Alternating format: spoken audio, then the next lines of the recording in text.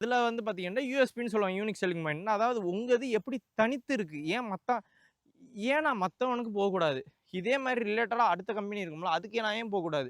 நான் ஏன் உங்க கம்பெனியில வந்து வாங்கணும்? அப்படிங்கிற ஒரு பாயிண்ட் ஆஃப் வியூ இருக்கு. இப்போ வந்து அது எப்படி இம்ப்ளிமெண்ட் பண்ண போறோம்?